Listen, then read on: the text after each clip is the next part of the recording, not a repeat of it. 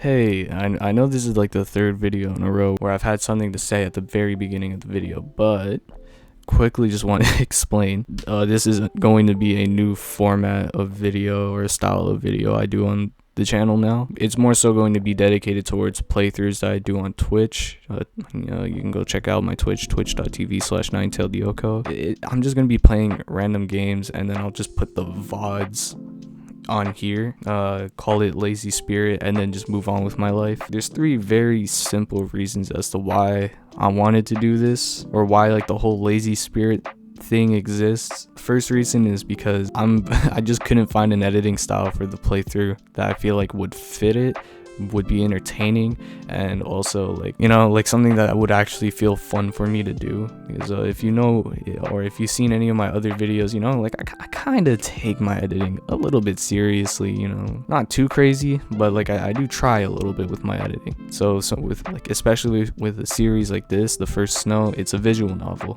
I can't come up with anything for it. I genuinely can't come up with this editing style for it, so that's why it's a Lazy Spirit. Reason number two is, I'm just too lazy to find an editing style, which is true in this case too. I just can't be bothered. And then reason three, I'm genuinely just way too fucking lazy to edit. I'm gonna keep it a buck. I am way too lazy to edit videos right now, so, but I do want to do like other types of playthroughs on the channel, so you know. Anyway, yeah, don't expect much of this series, just or like anything that has Lazy Spirit in the title. They're going to just be VODs of games I play on Twitch and that are playthrough games. But yeah, and if you're saying, oh, why don't you just make a second channel? You should kill because I don't want to. I'm too lazy. Anyway, I hope you enjoy the video.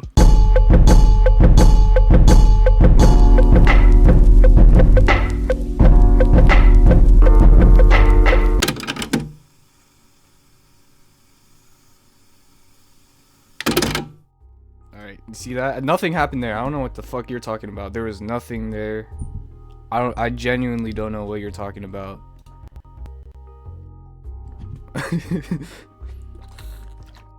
Anyway,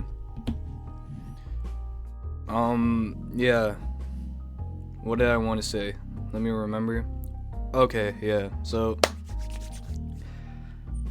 we're doing a Vizhnov, a VN today, because I'm bored,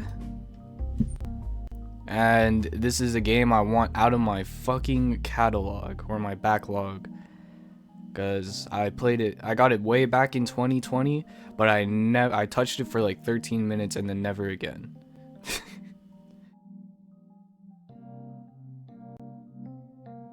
Right now I'm just praying to God that this shit just fucking functions properly, because if it doesn't, I'm going to cry. Anyway, new game.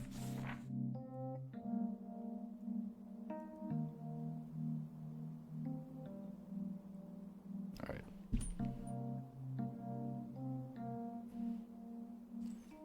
Hold on. Oh my god, my ear's so itchy. Alright. The first snow of the year should be a comforting sight, yet this carries a different feeling when so far from home.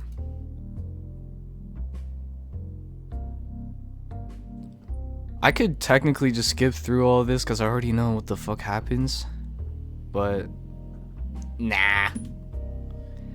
It's all about wasting your time. Wow, this shit looks absolutely ass on stream. Well, you're gonna have to deal with it.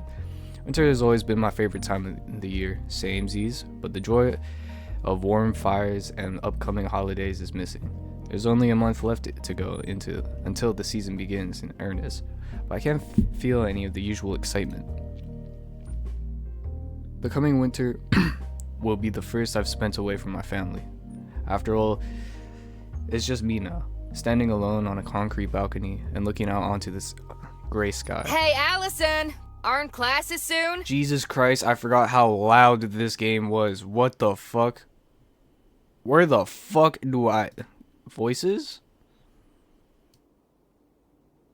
I can change the voices?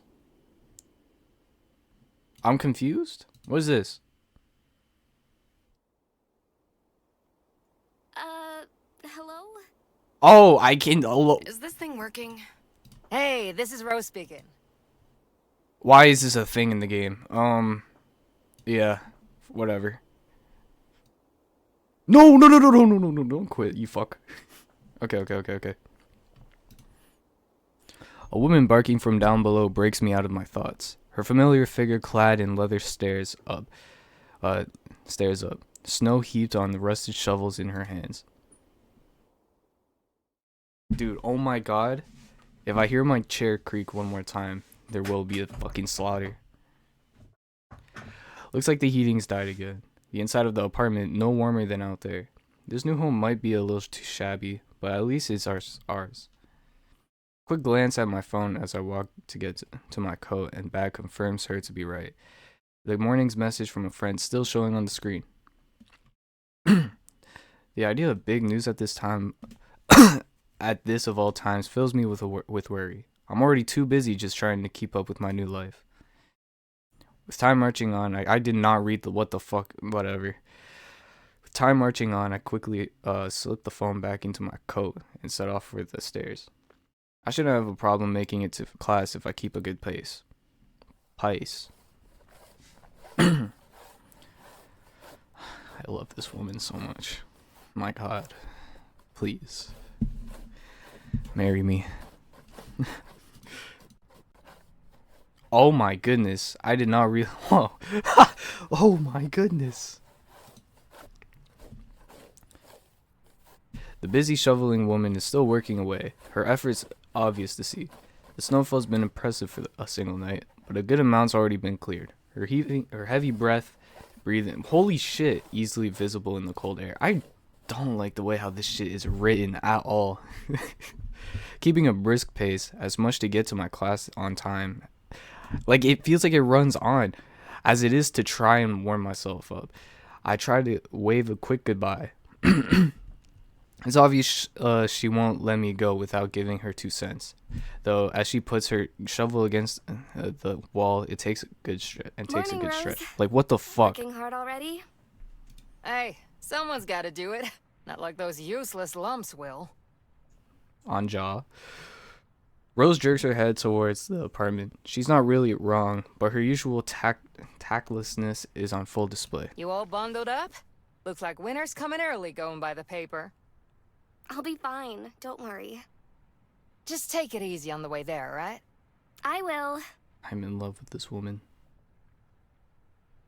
A weak smile is her response as I start off down the road. She knows that I'm right. What? This is hardly the first exchange we've had like this. Every morning, or every other morning, Rose comes up with something or another to definitely not be concerned about. I don't mind, though.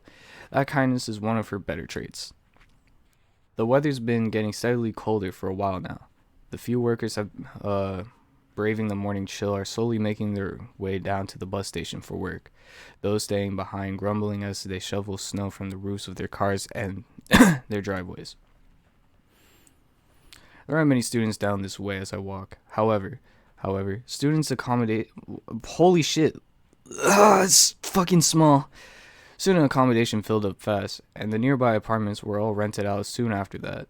Thank goodness for a family friend offering to let me live with them. Helpful as Rose may be, there's still some sense of being a foreigner. It's only been 2 months since I moved in and started classes at college. My circle of high school friends and my boisterous family home turning overnight to a cramped apartment shared between Rose and I. What? I did not read that correctly. As the school buildings come into view, I join the tired masses staggering through the gates and towards their classes. Much as I might worry, I know I'm not alone. I'm sure many of the students around me right now are going through exactly the same thing. It's only now that I realize I haven't had my usual morning coffee back at the apartment to wake myself up. With little time before biology class starts, I'll have to content myself with a quick can of soda from the vending machine. Heading over to the Union Building on the way to class, the morning chills driven away, the usual gaggle of those sitting on the stairs and blocking the entrance. Wow, I really need to learn how to fucking read. Oh my goodness gracious. This is practice. It feels like fucking popcorn reading. I never did that shit. Imagine doing popcorn reading, you fucking loser. I don't even know what that means. Rubbing my hands together to summon some warmth, I head on in.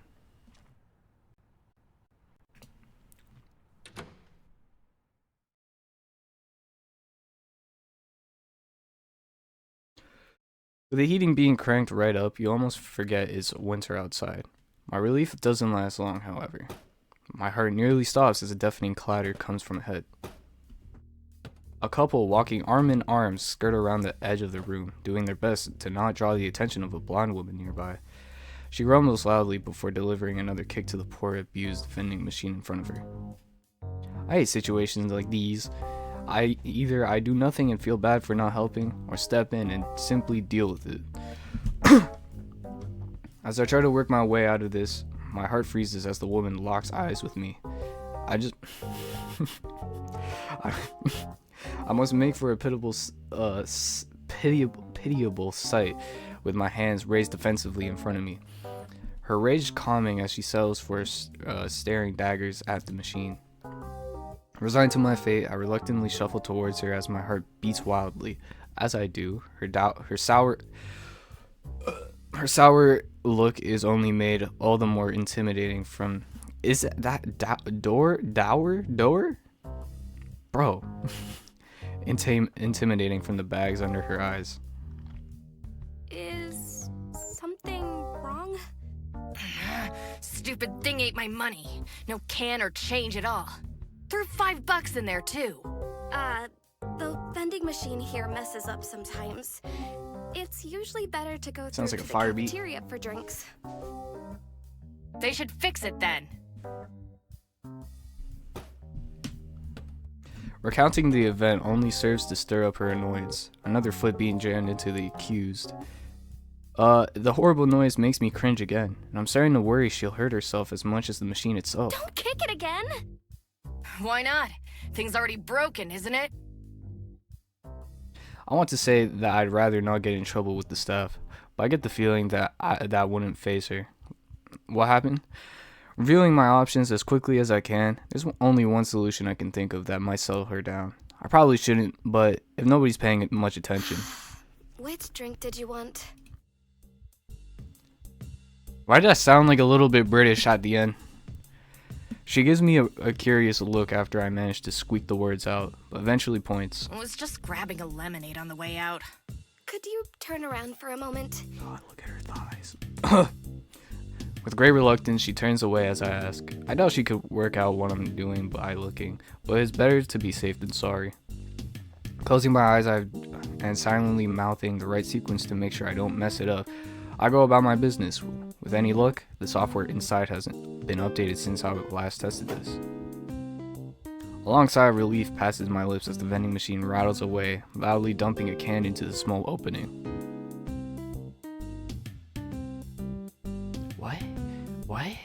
What? Sounds like Mirror B theme. If you play Pokemon Coliseum or XD Gilded Darkness, you are officially my friend. You are my best friend.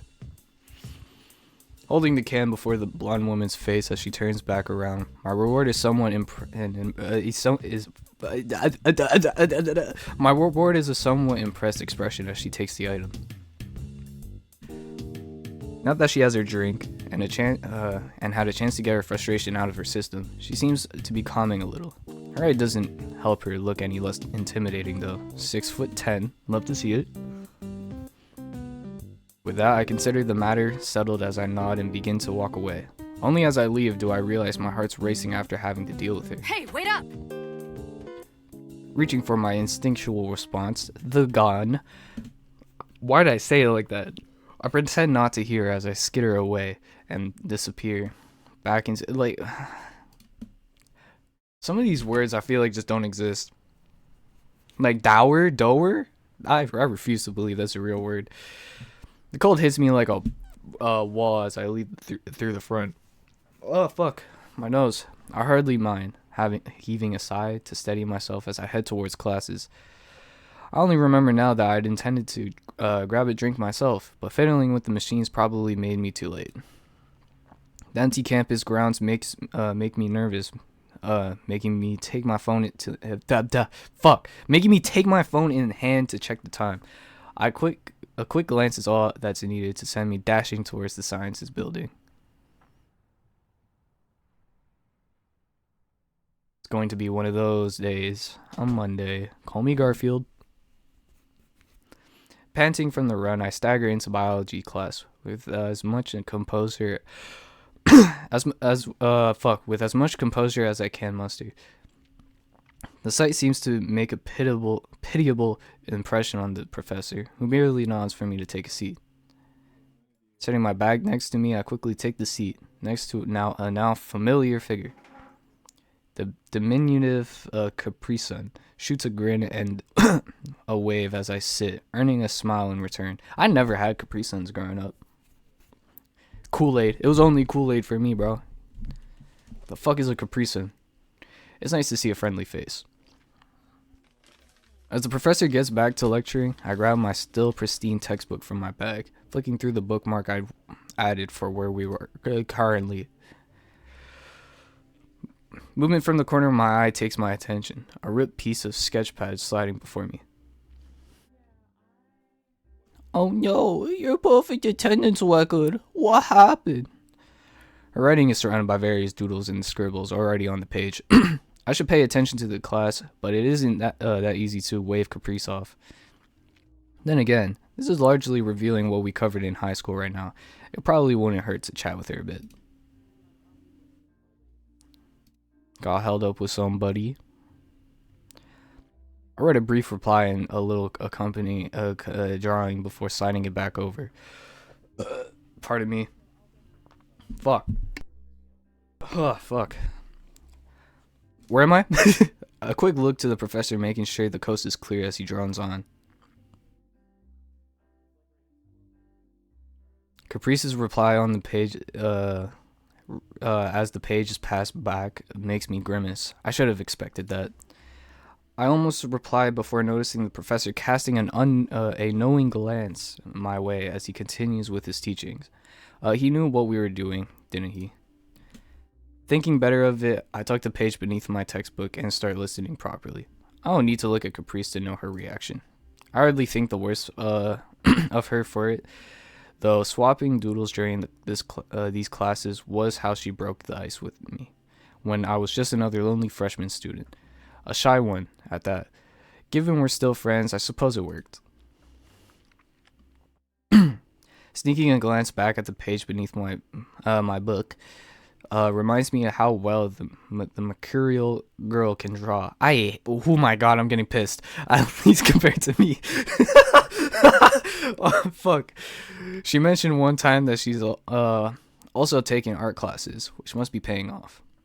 Before I know it, the class starts winding up. The other students begin to get distracted as time goes on. The professor's soon starting to wrap things up in response.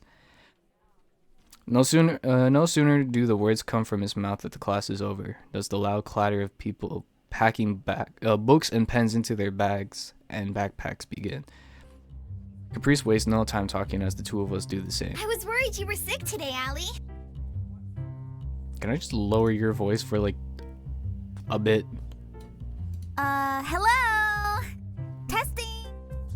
Wow, that is unbearable. Alright. It was only a couple of minutes. For you, that's a lot.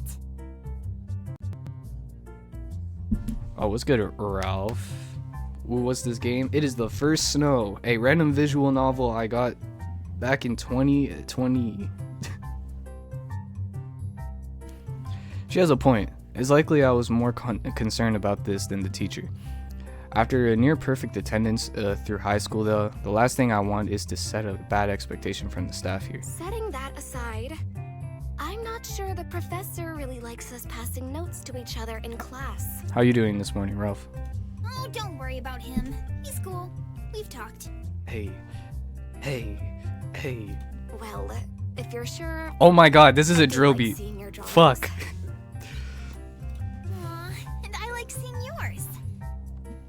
here today, actually. I've been thinking, and I need your help with something. We're making an art club.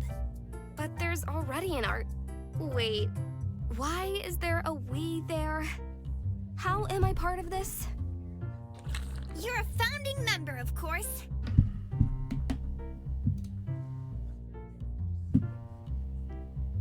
Oh shit, I was not fucking paying attention. Where am I? Why do I get the feeling Caprice has been mulling this over in her head for ages? Plans to see this plans seem to already be in motion for her, and I'm not sure what choice I have left in me this. I'm left to mull things over as I take my coat from the back of my seat and slip it on. The two of us taking our bags and joining the others and heading out into the hallway. I didn't even consider joining a club, let alone starting one up with all of the yep. I'm tired. It's 11, buddy. How are you tired? You not go to bed early last night? Come on. As I say as I went to bed at never mind, I went to bed at 11. I'm a good boy when it comes to my bedtime. I can help, but I have my schoolwork to concentrate on, you know. Getting a scholarship wasn't easy, and I'd rather not waste it. Ah, right. You were majoring in chemistry, weren't you?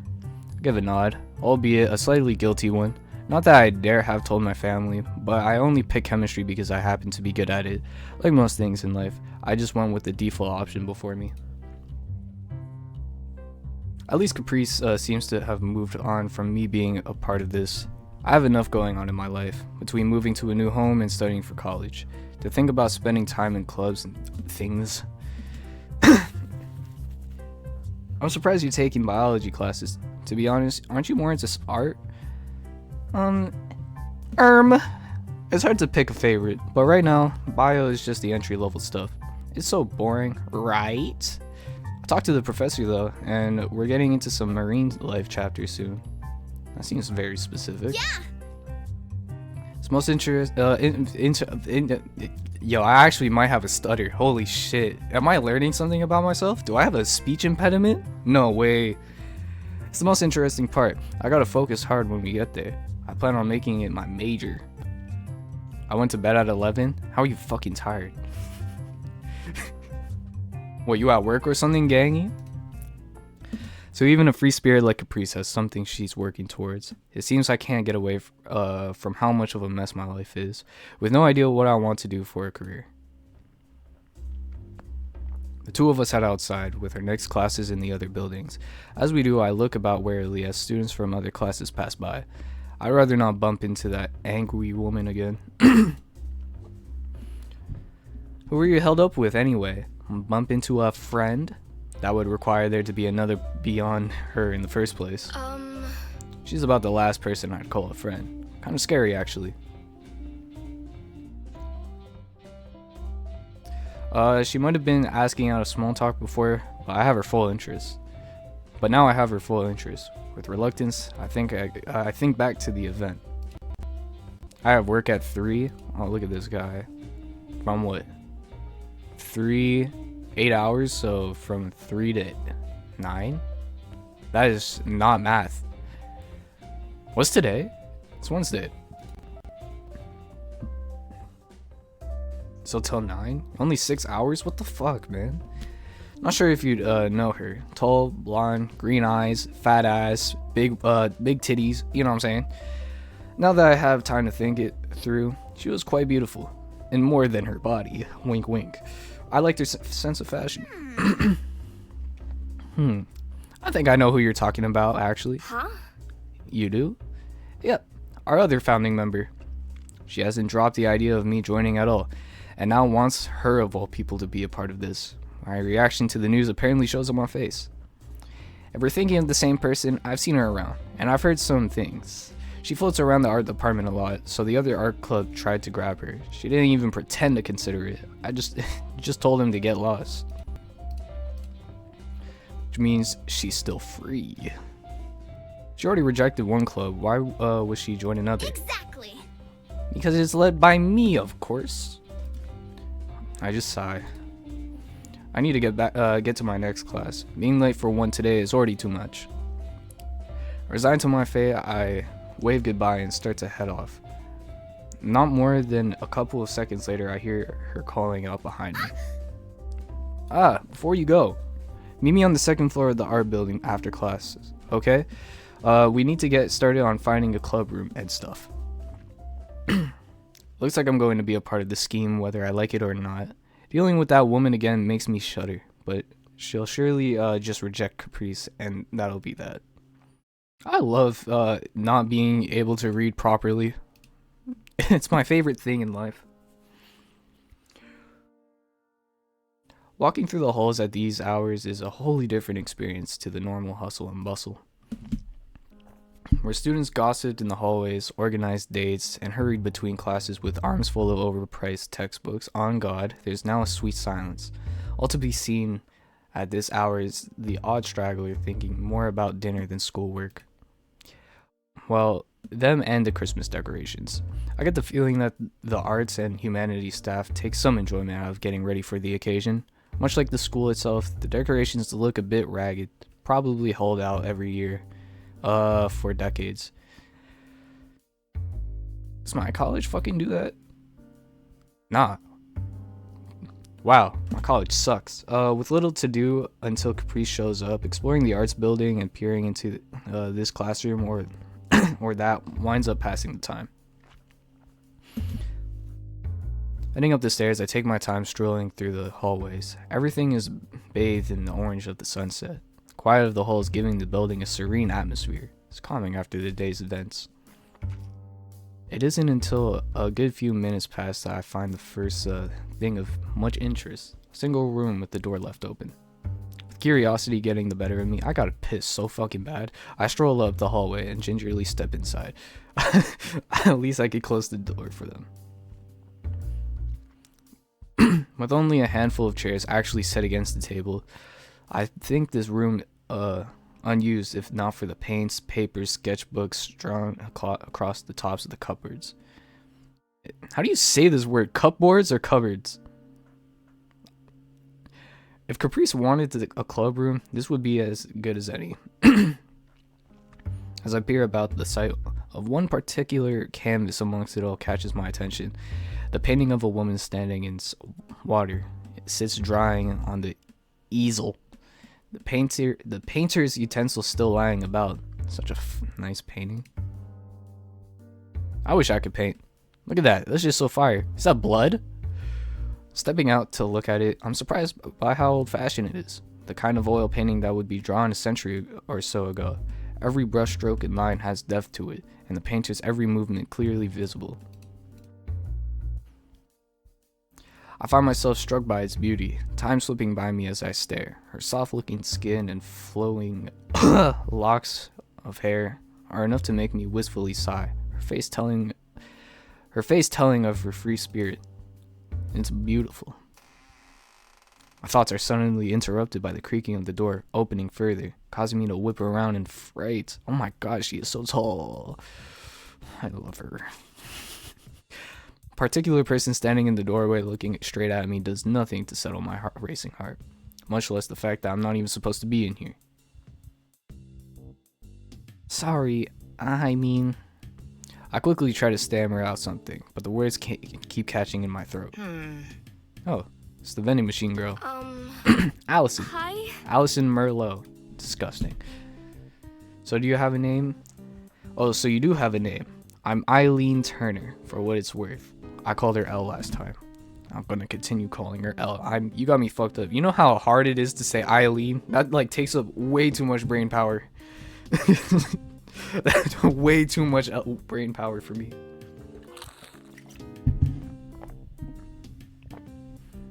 I quickly nod for all my nervousness about being somewhere I shouldn't. Elle doesn't actually seem to care that much. In fact, she almost looks bored. If this room's used by a bunch of people, there's a good chance she might not know I'm an intruder. Well, I'm going to close the place up. If you want anything, you should grab it. Not that I think you have anything here. The cold edge to her voice freezes my entire body. Wait! What? Elle narrows her eyes and crosses her arms, waiting for my response. A response which is interrupted by a familiar voice booming from the entrance. Allie! I don't think I've ever been so glad to see Caprice. Given this art club business was her idea, it's for the best if she explains it all. Elle doesn't look impressed as Caprice skips into the room, looking this way and that like some tourists. Good work, you already found us a room. This'll work perfectly. So Caprice got herself a new goon. I wish I was surprised. Yeah. I was so close to saying the word. I was so close to saying the GOOK word, but it seems I have to hold off.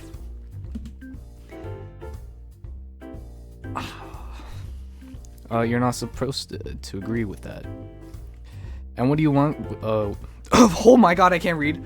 And what do you want this room for? Pray tell. Well, the current art club fucking sucks. I'm sure you know. So instead of dealing with them, we're going to form our own. And it looks like you and Ali have found us our club room. I see what's happening here. Caprice engineered the situation so we'd all be here together.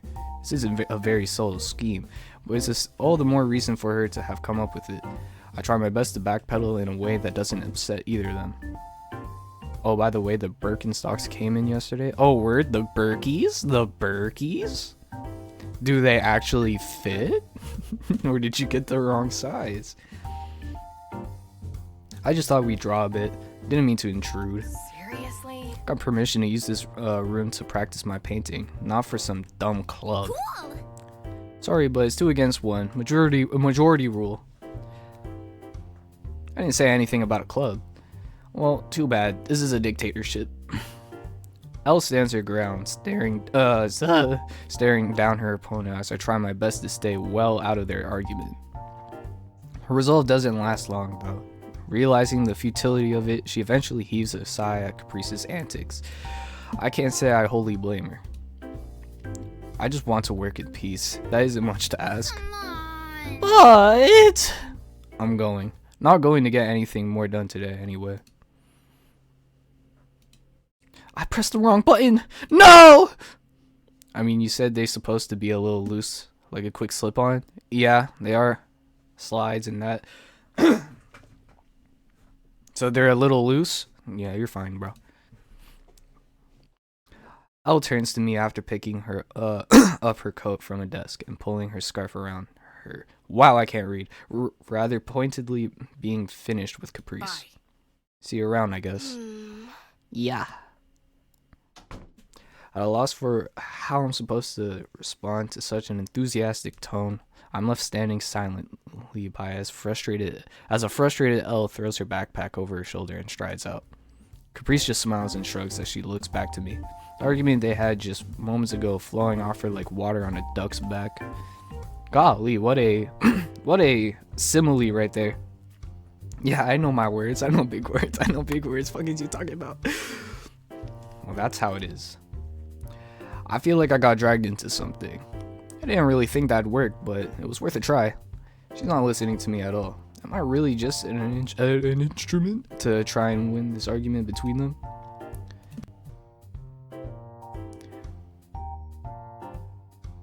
Why is everyone always fucking moaning, dude? It's a VN, my guy. What's good, Sam? How are you doing today? Oh, fuck. No, I can't think that. Caprice is forceful, but she means well. If this did end up being a club, I'd probably enjoy it. Caprice certainly wouldn't make it dull, and I think if Elle got to know me, she'd be nicer to me. But I don't want to risk Elle getting even more annoyed with me. Feels like I've been left to hunker down in a foxhole in no man's land, and all I can do right now is hold my helmet on tight. That's such a weird way to think about it. As the orange of the sunset starts to wane outside, it becomes obvious that nothing more is going to get done, just as Eileen said. I better head home, it's getting late. See you tomorrow. Catch you later. See ya! If you ever want to draw, feel free to drop by the club room. Precisely none of what else said penetrated, did it? Penetrated. I'm solid, how's you? I'm doing fantastic, my good sir. I just give a weak smile as I wave and take my bag, idly wondering if Rose will be cooking something for dinner or bringing home takeout. It's something more heartening to think about than today's efforts anyway. Fuck, I thought this was the end of Act 1. As I collapse onto the couch and settle in, the deafening sound of silence rushes in. The odd passing car from the street below the apartment only highlights the quiet of the room. What the fuck did I just do? Okay, I went back in time? Plucking my phone from my pocket after dropping my bag on the cushion beside me, I take a quick note of the time. I guess Rose got stuck in traffic. An annoying train of thought starts up once again as I put it away. One that's crept up on me occasionally ever since moving out, just waiting for when nothing's around to distract me. I can cope with the schoolwork easily enough. It's mostly just review right now. People like Caprice might be a handful, but they do liven up the day's routine. It's a fair distance to campus from here, but the walk helps keep me fit. Silence. That I can't deal with. Grabbing the remote and flicking on the television at least provides some background noise, but it's no replacements for the sounds of home. There's no mother busying herself over the cooking pot to welcome me home and ask how my day was. No excitable older brothers fighting about this silly thing or that. No father for me to happily see come home from work. It's just me now. My fingers roll over the screen in thought as it brings up the lock screen. Mindlessly tracing out the cracks in the bottom corner. I could easily call them right now. My mom and dad both made it clear I could ring at any time. As I stare at the screen, a deep apathy strikes me. Before I go to college, I thought that with my family and old friends just a phone call away, nothing would feel at all different. Maybe I just couldn't admit to myself how big of a change this really would be. Admitting defeat, the phone ends up on the couch beside me as I watch television. The news is interesting today, so at least it's some distraction from all this. Just when I thought I'd finally found a friend in college, a friend or two in college, it ends up being a mess. Why do people have to be so complicated? Loving you is complicated. The door open. As the door opens, behind me opens, I close my thoughts on the subject. There's no point in mulling things over any further. Damn. Act 1, art matters. Let's go. Finally, Act 1's done. 42 minutes. That's not that bad. But you know what it is? I'm quickly going to take a piss. I'll be back.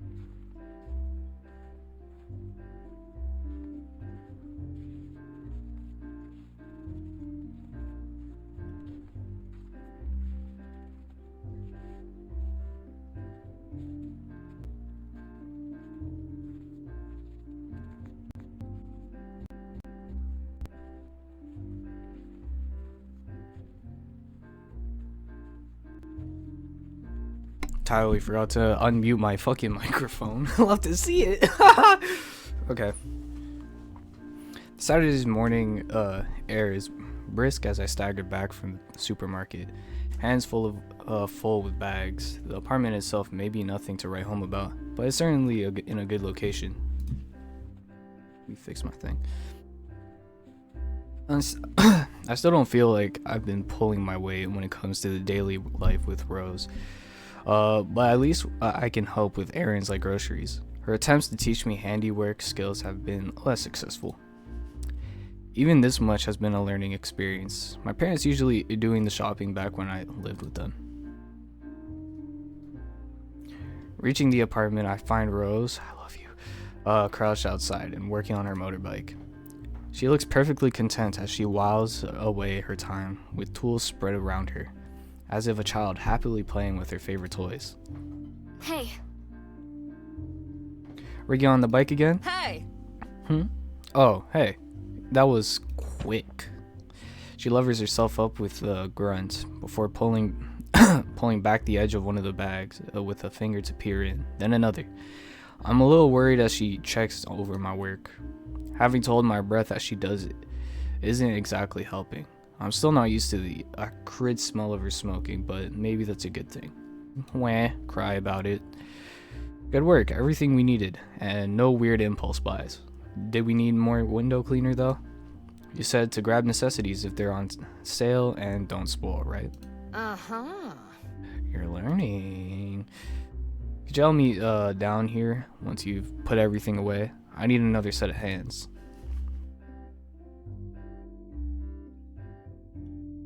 Oh shit. Without anything in particular planned for today, I agreed before heading inside. The rickety stairs creak as I slowly head up with groceries in hand, fumbling with the door handle. My arms are thankful for the relief once I manage to drop the bags in the apartment after opening the door. Like, what the fuck is that sentence, bro? Why? It's a normal sentence, but it just feels way longer than it should. I don't know why. Have I just become so fucking stupid since I stopped reading? I refuse.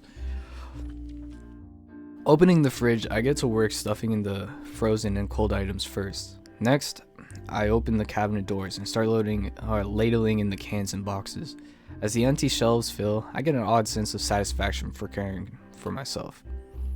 Living as an adult is busy work, but it's rewarding in its own way. There's an odd and unexpected feeling of accomplishment from doing even simple tasks. I'm sure it'll wear off in time, but I'm holding on to it for now. With the job done, I close the cabinets and get back up to look about the room. The apartment is barely any warmer than outside. I suppose there are downsides as well as upsides. Putting it out of my mind as best as I can, I head back down to Rose. Slipping back outside, closing the door behind me, familiar clangs and bangs carry on the air as Rose still works away. Pass a rag, would you? I quickly take a seat near her on a patch of cleared snow, grabbing one of the torn up pieces of old shirt and handing it to her. She seems to be cleaning out some part of the engine or another. Anything interesting happening at school? Not really. The schoolwork isn't too hard so far. A friend wants to start a club. A club, huh? That's cool. What kind? An art club, apparently. I'm not really sold on it, though. I need to study, and she basically came up with the whole idea by herself. Rose passes the rag back and puts the part in place, motioning for me to hold it while she wrenches it back in. Wow, I can't read. After a few grunts, the job appears to be done as she puts the wrench down with a clunk and turns back towards me. Life's not about studying. I know you were a teacher's pet back in high school, but you could stand to be a little bit more social. So it's this again. This is another downside of living here. With so much of my time spent alone with Rose, there's, for better or worse, no easy way to escape her questioning. I know she has my best interest in mind, though.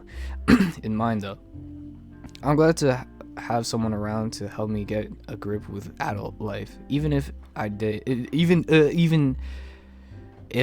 find her intimidating at first. Christ, what was your college life like? Never had the chance to go.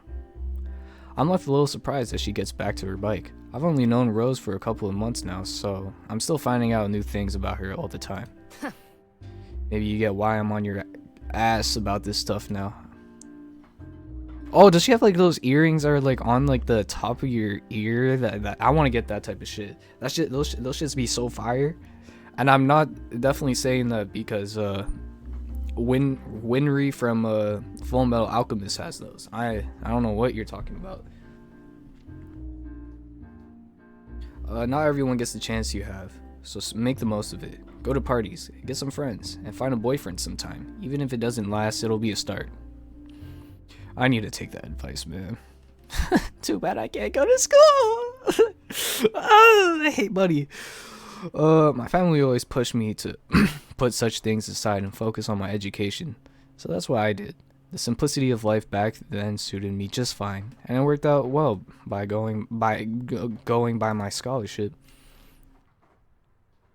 I was never really interested in boys because I was so caught up in learning, is what I like to say.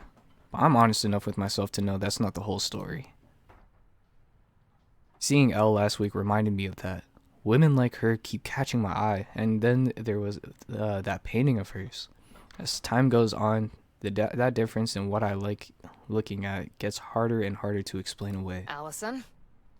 Rag, Allison. I hastily place a rag in her outstretched hand, Rose using it to try and rub some of the oil and grease off her hands. I'm sure she wouldn't mind if I'm not straight, if that's truly the case. While I'd like to talk with her about it, I can never quite seem to find the right time. You right? Huh? Eto, bleh. Yeah, I was just thinking about how life is complicated. Whatever you say. Or is. Hey, you bought that ice cream I asked for while you were out. It's in the freezer now. Why?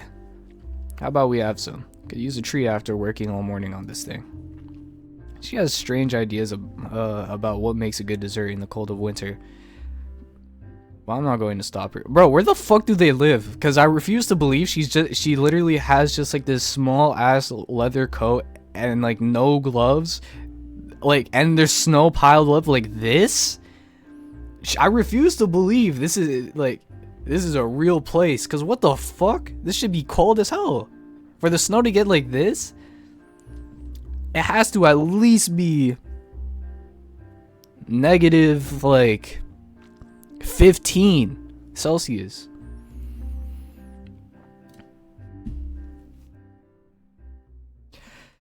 As the two of us start packing up, another peaceful day rolls by.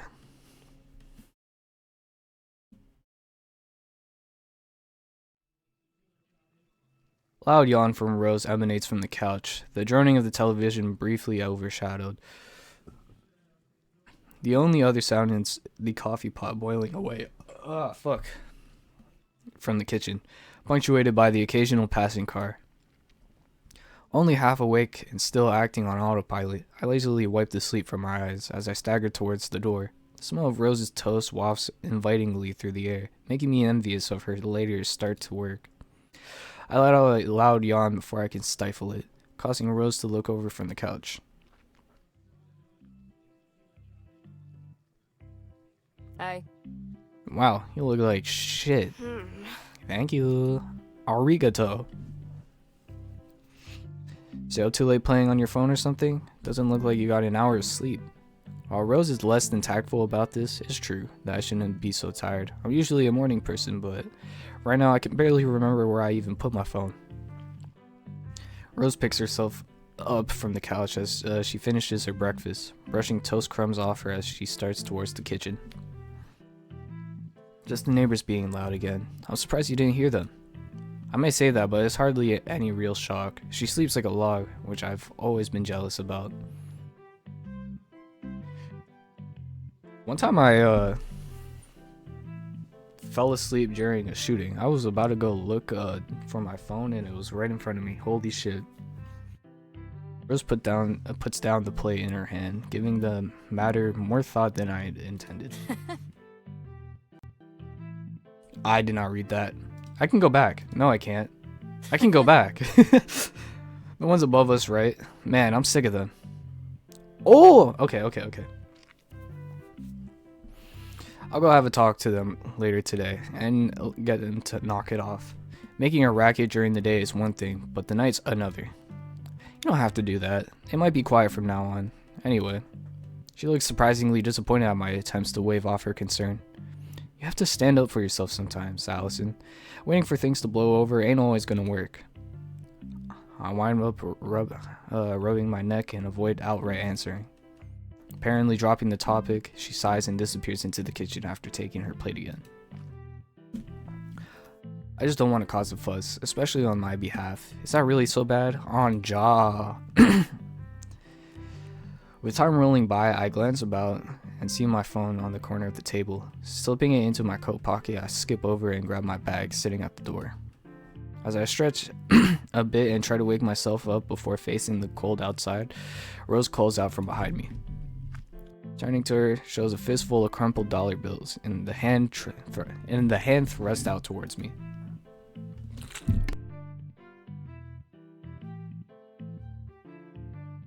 Wow, I'm getting fucking thirsty. Oh, you diabetes? I don't got diabetes, I think. Hopefully. Here, go buy yourself an espresso or something on the way. Huh? It's fine. You don't have to. Just take it. You look like shit. She really does have a way with words.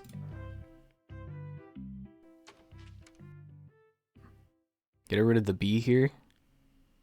Nice. I reluctantly take the cash and slip it into my pocket, thanking Rose as I leave. As soon as I get out the door, the weather hits me. Looks like it's going to be a harsh winter this year, with the cold of the snow dumping down being made all the worse by the chilly fog hanging in the air. Twisting my head to and fro to bury it in my scarf a little better, I set off down the road with hands firmly lodged in my coat pockets. There don't seem to be many people around that are braving the weather. Not that I blame them. As the muffled sound of snow under tires rings out, a garbage truck rumbles by. It's only after worrying a few seconds I remember I did indeed put the garbage out for collection yesterday. Word indeed. Word indeed.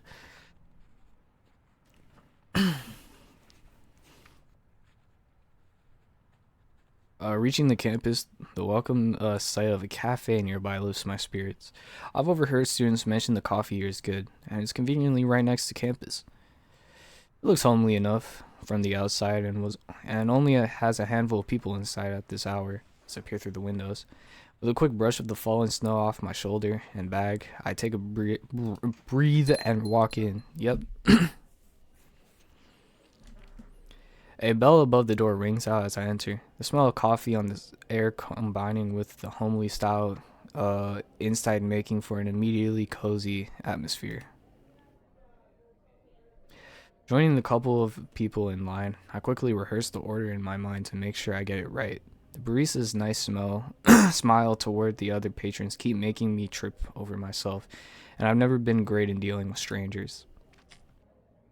Coming to the front of the line, I manage to blurt out my order of a latte with sugar before I can mess it up. She smiles and takes my payment, leaving me to wait to the side as it's prepared. I briefly consider having it here, given how relaxing the cafe is. That's before I notice Caprice loudly chatting with a tall man sitting across from her. I'm surprised I didn't notice them. I must be really out of it.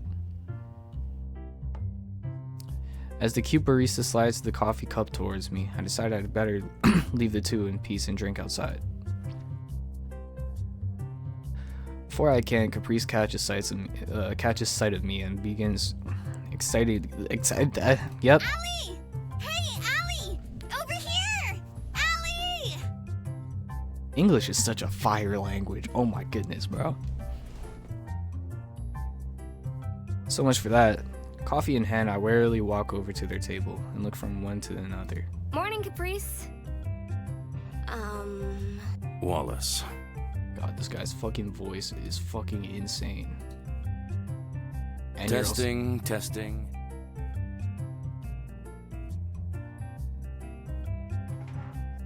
Upon Caprice moving her backpack off the chair and placing it on the floor, I take a seat. Allison here is a good friend and one of the founding members of the art club. the new art club. This is Caprice's rodeo, so I'm content to let her deal with the club as she wants to at this point. Takes me a moment to realize she referred to me as a good friend in particular. We've only known each other for the couple of months since the semester started, but I'm glad she thinks of me like that. Hi, I am some guy Caprice found. He's our fourth member. W. As he sighs forlornly,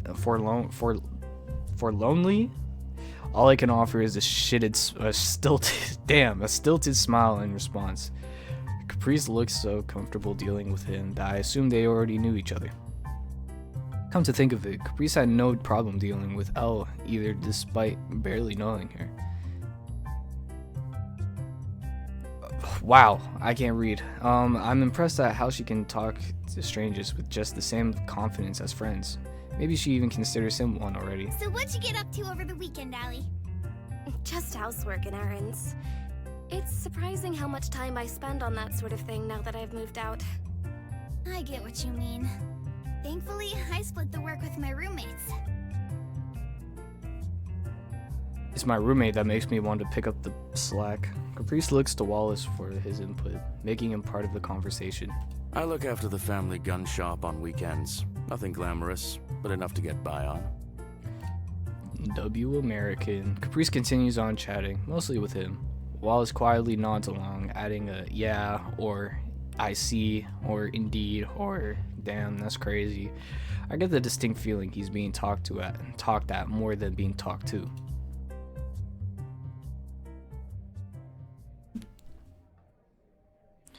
Now that we're both sitting across from each other, I can fully appreciate how much of a bear this man is, cutting more of the foreboding figure thanks to his beard. I can already feel myself shrinking in response. For a want to not stare at him, I turn the coffee streaming away before him. A flat black with the lid taken off to let it cool faster. I could taste how bitter it is just by looking at it.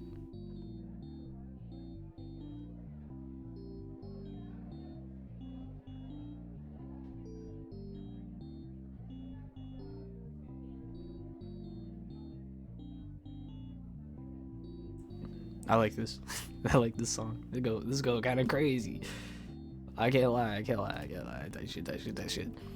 This conversation is suddenly interrupted by a phone going off.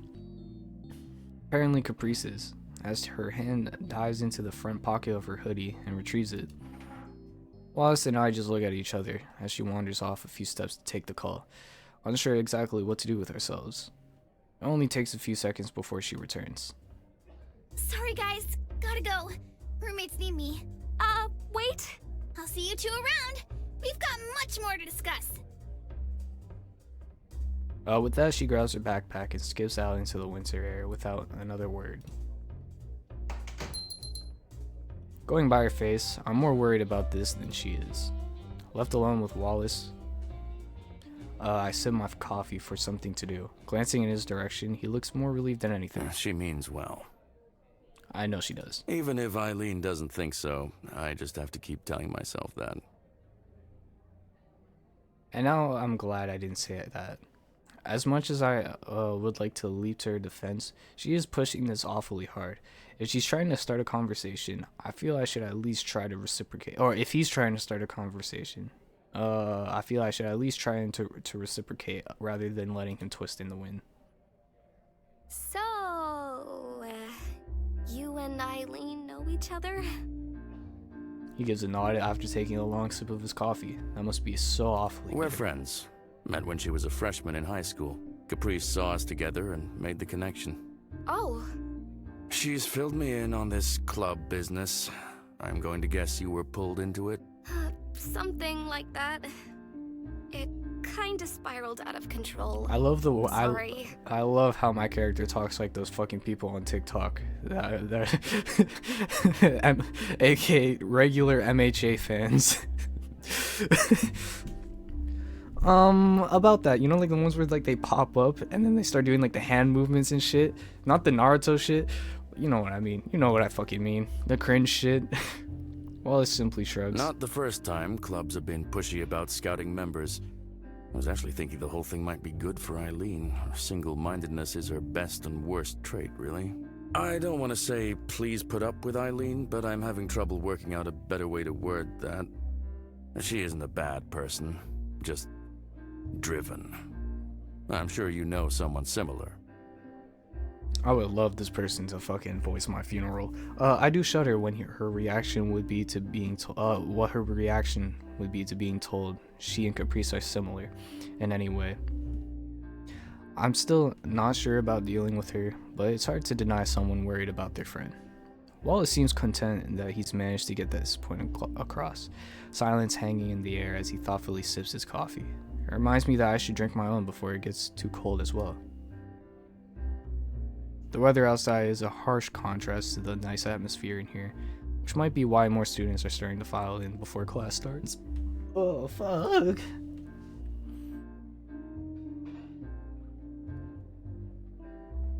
The coffee's nice as well, so maybe I'll make this a regular spot if I can afford to, that is. As for my companion, I think I'm starting to see him in a better way. He's just concerned about his friend. Maybe he's the gentle giant type, who wasn't that threatening at all. With his cup empty, he sets it down, while it sits back to savor the last of its taste. Well, I've said my piece. Caprice will probably give up on me, but you and Eileen are another matter. Caprice is a good friend. I can handle her. It was nice meeting you, Wallace. Carefully repeat his name to try and engrave it into my memory. I have no doubt I'd instantly forget it otherwise. He's perhaps overly hopeful when it comes to Caprice, though. Thanks. You seem nice, so hopefully Eileen will ease off a bit. He levers himself off the chair with a grunt, taking a glance outside before grabbing his scarf and hat once more. Good luck with class. Thanks. You too. With that, he leaves the cafe without while sliding past someone coming in, staggering through the terrible weather outside as he goes. With my next class so soon, I better finish this coffee off quickly. With that in mind, I can concentrate on taking as big gulps as I can without looking unsightly. It's funny how one thing leads to another, though. It feels like a snowball's begun to start rolling, meeting new and interesting people since I started here. It might have taken a couple months, but maybe I'll manage to find some new friends. Alright, what's this game about? So pretty much, it's college. So pretty much we moved away from home to go to college, and this is pretty much, well, I mean, first off, I think it's a romance thing. It is a romance thing. What am I talking about? Every visual novel is a romance-related thing.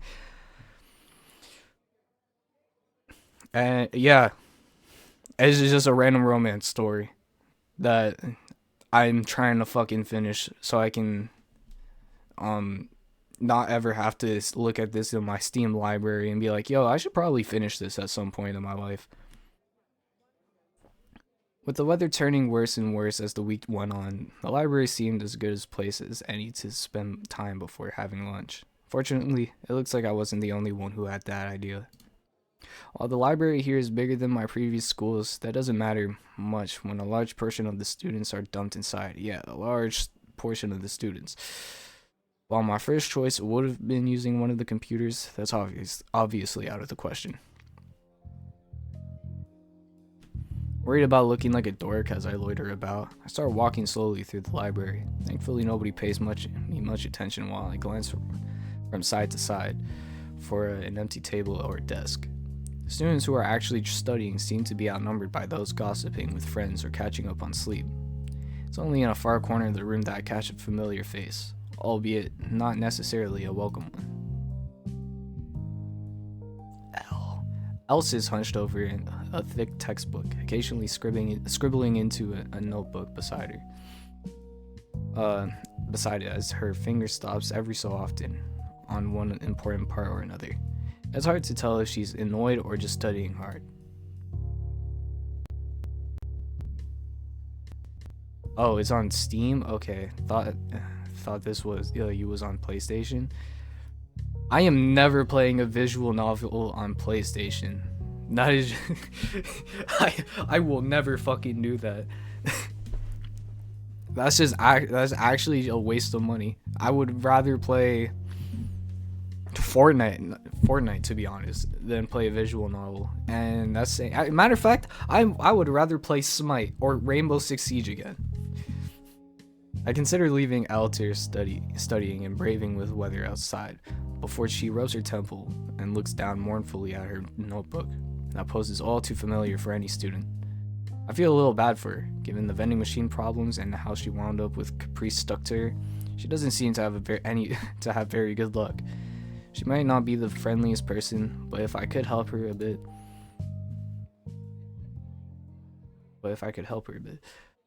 With Wallace's words weighing on my mind, I grimace and accept my fate as I begin walking towards the otherwise empty table.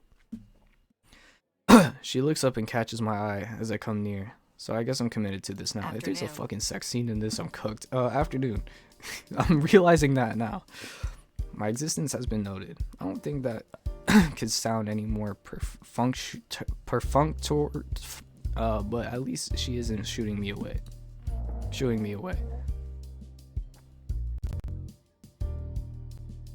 I've been looking for a place to chill looking for a chill single player game to play.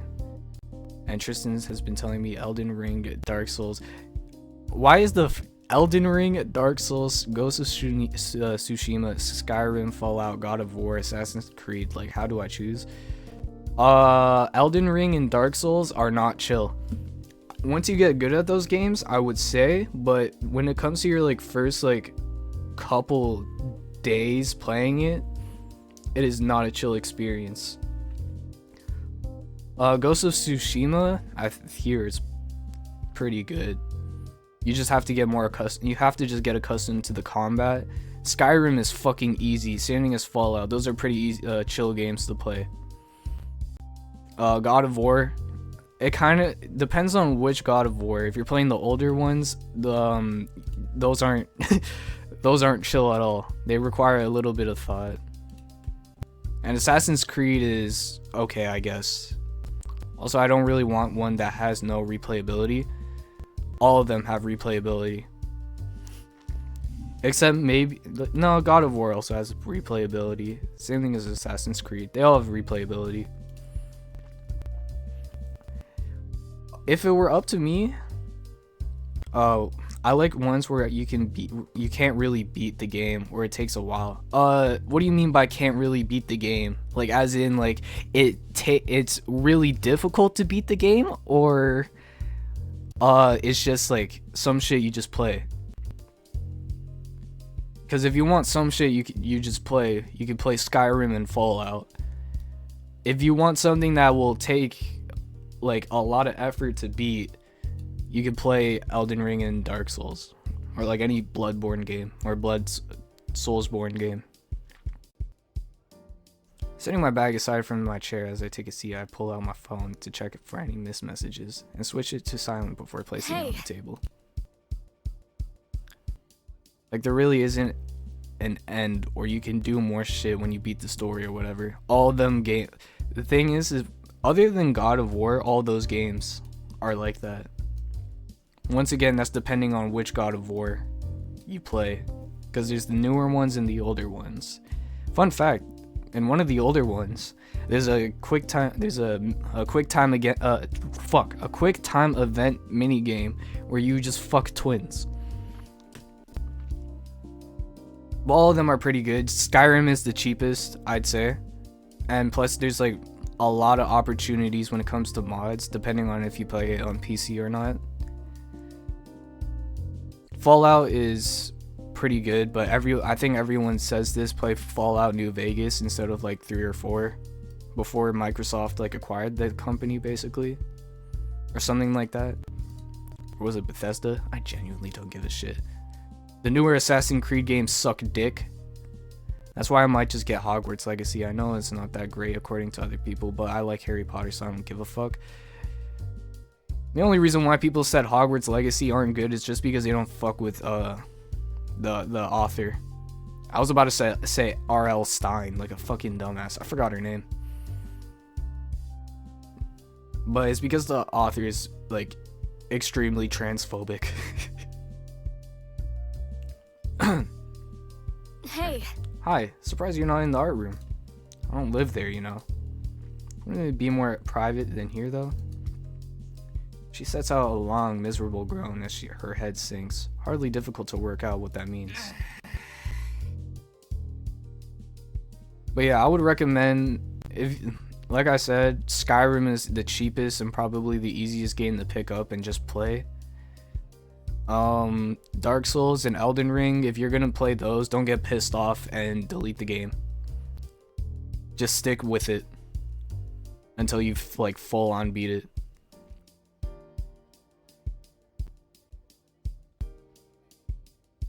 Caprice wouldn't stop bugging me to join her drawing for some stupid theme. What was that? What was it? I wasn't really listening. Christmas scenes or something. She's barely even listening to me as she tries to wave me off. Caprice is probably scurrying around campus as we speak, hoping for me to join her as a drawing partner. What are you studying? Math. It's been kicking my ass, so I need to get my head around it for these stupid gen ed classes. Elle barely lifts her head from the notebook as she speaks, looking over the table at her work. Various practice equations cover the notebook's page.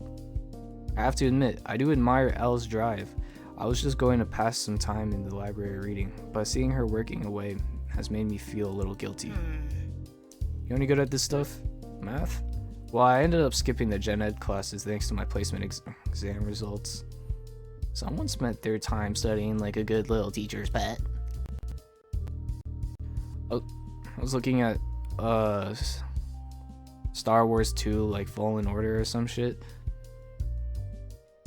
Isn't that like the new games? Or am I fucking high? Like the story games?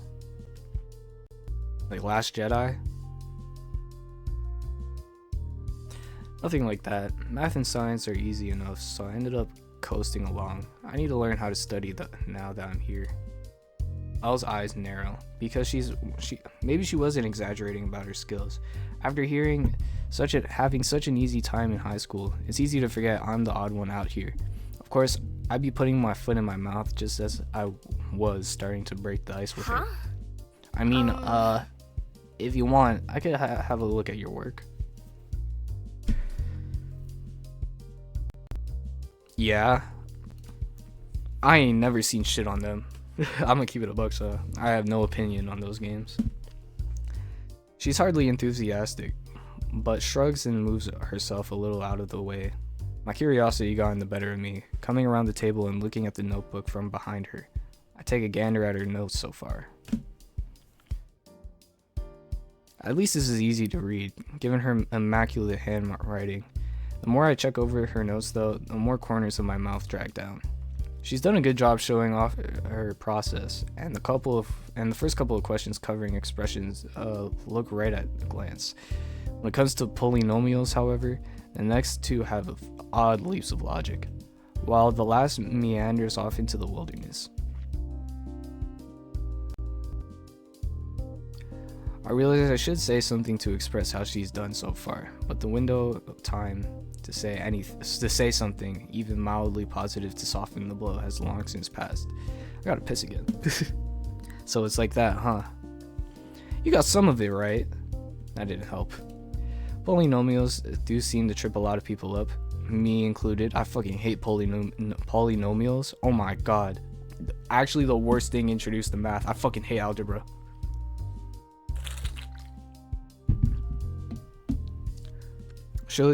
So she isn't catastrophically down bad at this. Still, considering the first semester of gen ed subjects is mostly reviewing what we did in high school, this isn't a promising start. I gotta piss again. I'll be back.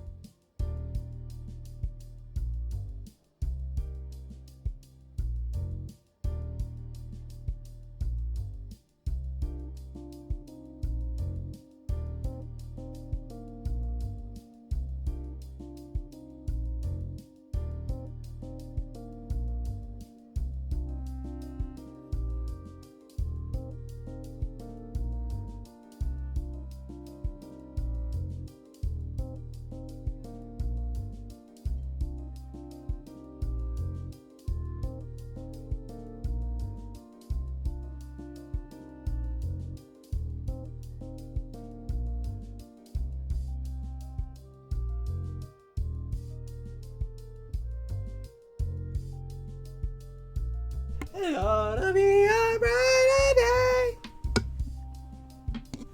I love the Sonic R fucking soundtrack. It's so fire. And it's better than Minecraft. I don't care what anybody says. The Opera GX list of like top 100 video game OSTs is actually the dumbest thing. The fact that Jet Set Radio is not on that fucking list, but GTA is, pisses me off, bro. Bro, Jet Set Radio is better than 90. It wipes everything from the fucking Minecraft OST, bro. I love the Minecraft OST. Wet Hands is fire, but fuck off. And they had the goal to put Sweden. Like, get the fuck out of here, man. It is not the top. Ooh, I'm so mad. I'm so fucking mad. Even the Little Big Planet soundtrack is like 1,000 times better, and it holds so much more nostalgia. The only reason why Minecraft is there is because it's like a very good selling game. Like, get the fuck out of here, bro. Ooh. Alright, anyway. Mind if I scribble on this a bit? Knock yourself out. I reach over to grab my pen from the other side of the table before hunching over her book and jotting down a couple of notes. First up are a few pointers to where the first two polynomials went awry before taking a parallel crack at the worst of them. Christ. Pausing for a moment halfway to check the logic of what I'm doing, I'm satisfied. I'm satisfied I'm on the right track as I finish it off. The result looks about right. Even the Genshin Impact has better music than fucking Minecraft. I don't care what anyone says. Elle flips over the textbook page on cue to check my answer. Looking a little dubious as she does, so vindicated by the matching result, I feel a good bit of relief at not making a fool of myself in front of her. At least one of us has a head for this stuff, that's for sure. At least one of us has a head. Look back, her head is completely fucking gone. Does it make more sense to you now? She takes a thorough look at my scribbles on her notebook, eyebrows furrowed as she tries to pick up the reasoning. I can't help but glance between my notes and Elle as she looks over them.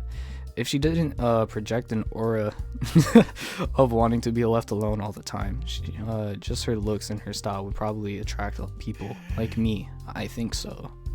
You don't sound too sure. This is about as confident as I ever get with math, so don't worry. I'll have to repay you sometime. Taking that as confirmation that my job is done, I return to my seat as Elle leans back in her chair. It's nothing, really. You should ask your professor, though, if you're not confident doing polynomials. Needing to ask them doesn't mean that I don't want to, or that I want to. Given how frank she is, I guess this must be a matter of pride rather than shyness. Maybe that's where her stubbornness comes from. On God. I hate asking my teachers for help. Especially because, like, you never know if you're gonna get, like, a real answer or they're just gonna hit you with bullshit. Like, well, did you read the question? I did. I don't fucking understand it. Why are you wasting your time here with me anyway? Don't you have some friends to do friend things with? I only really know you and Caprice. Met Wallace the other day, actually. So that brat was trying to drag him into the club too. Wallace may think it might be a good experience for her, but Elle's disdain for Caprice is going to be hard to overcome. Hearing my phone vibrating on the table, I quickly pick it up to see who's messaged me. I quickly force myself to keep a poker face as the name comes into view. Tell you later in bio. Hey, wanna grab something to eat? Wait, what the fuck? You didn't fucking like...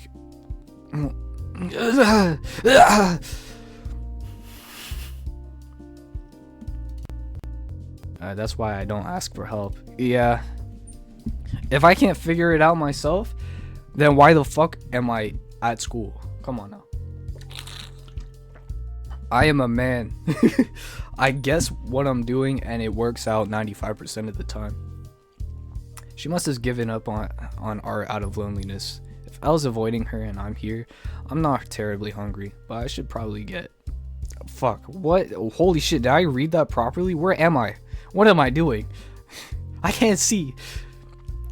I should probably get at least a sandwich or something from the cafeteria before classes begin. Quickly typing in an agreement to meet there, I locked the phone once more. Hey, Might go grab lunch. Wanna come? Sorry. Already ate. Thanks for the offer though. She's already back to concentrating on her textbook as she mumbles the reply. It's probably for the best anyway. Giving a quiet farewell, I grab my bag and put my phone back inside. Alright, ignore the fact that I've been in this part before. Just with less piss breaks. As I pull it over my shoulder, though, Elle looks up. By the way, I don't blame you for any of this stuff Caprice is pushing. You seem alright. So I'm alright? Perhaps I should accept this as praise coming from her. We're in. We're so in. Glad for our meeting having been somewhat successful, I wave goodbye and head out toward the cafeteria.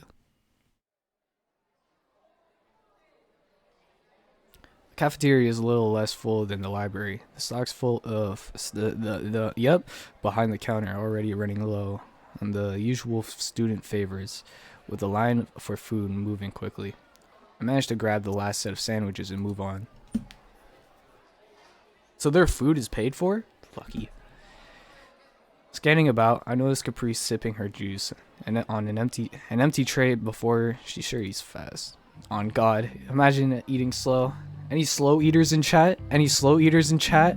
I'm pointing out at one person. Any slow eaters in chat? Glad for the company either way. I walk over and take a seat over. Yep. Oh my God, I thought there was voice acting. Hey Ali, long time no see. We saw each other yesterday. How's everything going? How are your classes? Not too bad. It's all familiar enough right now. Not that everyone's doing as well as I am, as I unpack my sandwich and be okay, Miss fucking, I'm better than everyone. My thoughts turn to the woman in the library. I feel a little sorry for her. Elle's struggle reminding me that I have it easier than some at times. Wow. Then there's the matter of her and the club. Setting my food back down, I decide to tackle this more directly than usual. If Elle can be so direct with others, then so can I. I was thinking, you meant for me to meet Elle last week, didn't you? She's fun, isn't she? Something like that. That painting of the girl in the water really was pretty. Yeah. She's really good, huh? No wonder the other art club tried to grab her. About that.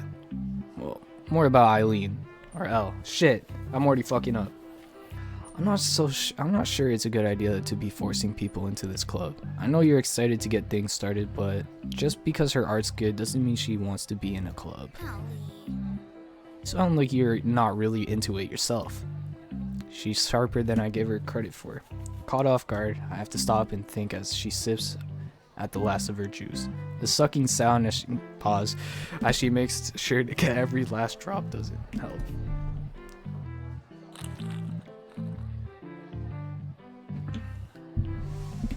Can't say I'm enthusiastic about this. Eileen's studying isn't exactly what I need to be doing, lest I waste my scholarship. On the other hand, Caprice is my only friend right now, and I do enjoy spending time with her. As she puts down her drink with a satisfied breath, I know my answer. I can make time for it. She gives a comically big sigh, missing by my hesitation entirely. If this ends up only being between a couple of us, maybe it won't be too bad, as long as it's not a bunch of people getting involved. I want to do this for her sake as well, you know. Elle looks kind of lonely all by herself in that room. Huh? I hadn't considered that Caprice was coming at it from that angle. It makes me think a little bit better of her. Let me get into comfortable position number 25. Because I can't read right now. For some reason. What she says makes me reconsider Elle's actions in another light as well. I wonder how much of her reluctance around this isn't due to Caprice herself, but rather her feeling used by the other club for her art. Seeing that that kind of talent makes you kind of envious though, right? Well, I just drew a bit in high school for fun. I don't think I could ever manage something beautiful like that. Keep chatting, but Caprice's earlier words stick firmly in my mind. We may, meet every day. We may meet every school day and talk quite a lot. At least she does. But I realize just how little I really know her in spite of that. Maybe spending more time together wouldn't be so bad after all.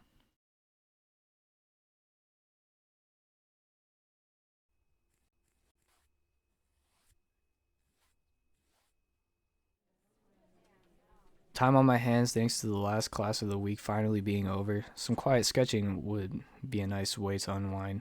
With that in mind, I make my way to the art room.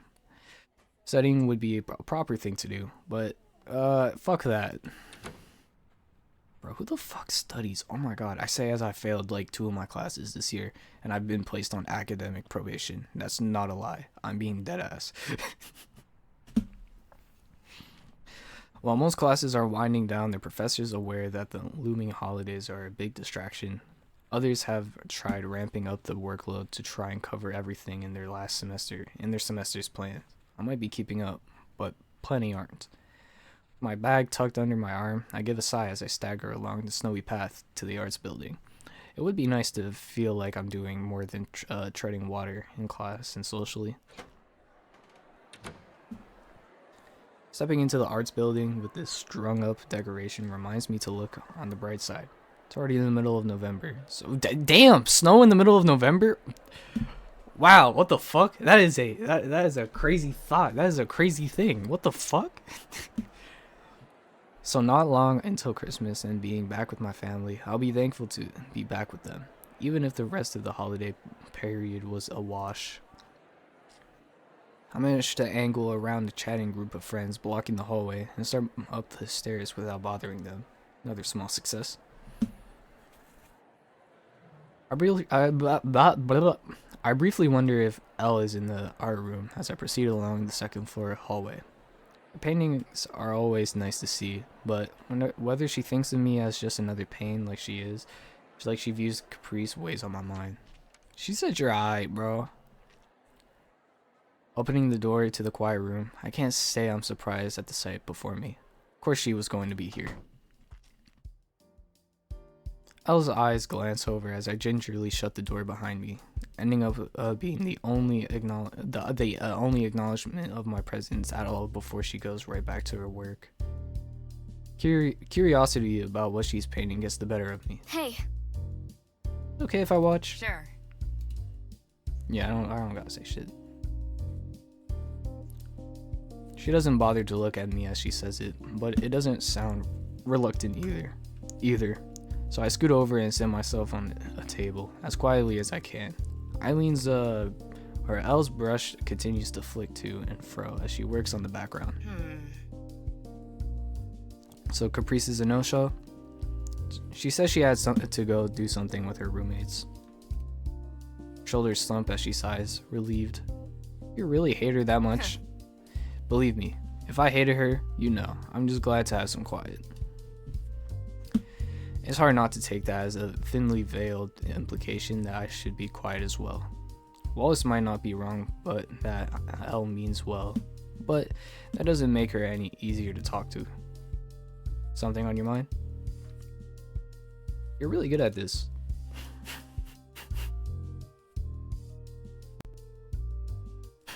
God, my nose. I feel weird to say I've been talking about Elle behind her back. What I said is true though. I'm impressed she can carry on a conversation while working. I like how her painting's turning out. Thanks. Been doing it for a while. It's a hobby? If everything works out, hopefully as a career, artist or teacher, aiming for the latter.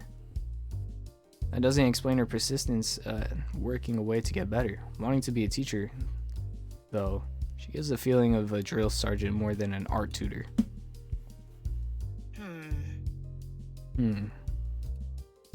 Tubes out. Elle gets up and places her supplies on the sill beside her, opening the cupboard. It's cupboard, right? Cupboard. Fiddling around a bit more. Whoops.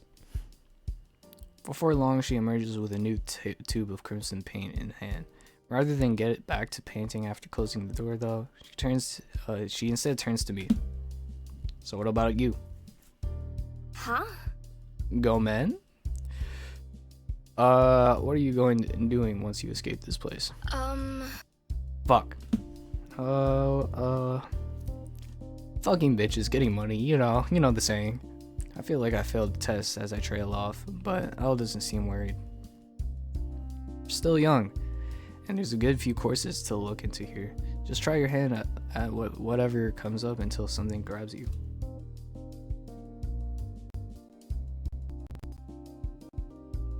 Oh, the guys are thinking of playing Minecraft again for a while? Like, what do you mean, like, for a while? Like, they've been thinking about it for a while, or like they want to play for a while? I mean, I'm down.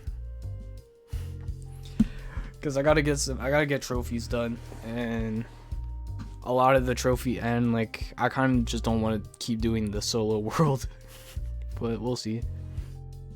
I'm down. There are plenty of worse ways to spend your time in college. You're smart too, so you have to go that going for you.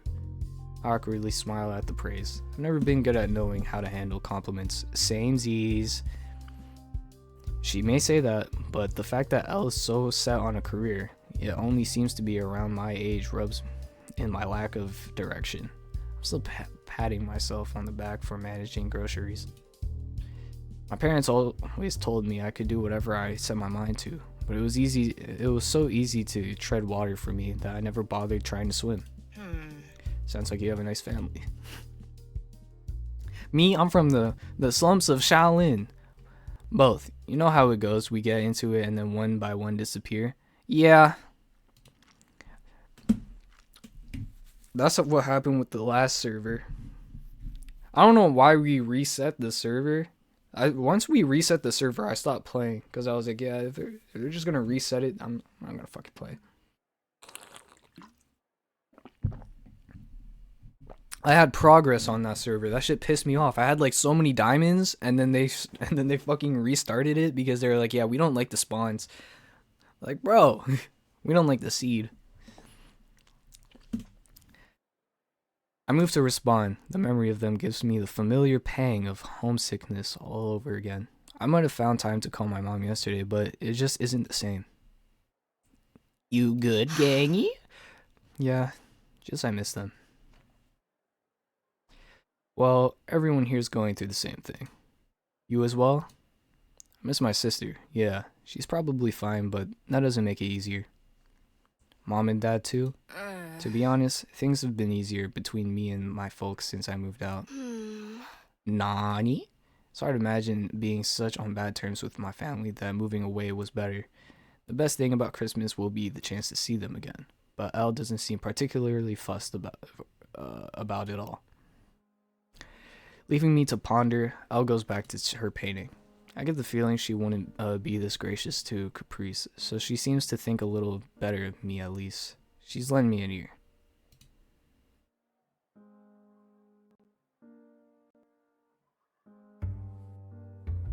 Not boring you, am I? Oh, they got this voice acting. I can relax. No, not at all. I like watching you paint. She pauses a moment before continuing. It's only for a sec. Bro, fuck off. It's only for a second, but I sense a hesitation there. Did I say something wrong? A moment passes as soon as they arrived. Elle's brush returning to the canvas. The other students appear to have left by now. The orange-stained room, silent save for her work. The building. What the fuck does that mean? The orange-stained room, silent save for her work. The building's just a little cold, but that's fine. As the minutes roll by, I end up watching her for a while as I swing my legs. Almost forgot I came here to actually draw, but that doesn't matter. Watching her painting slowly progress is more than enough. Every so often, she mixes up a dab of this paint and that on the wooden palette beside her.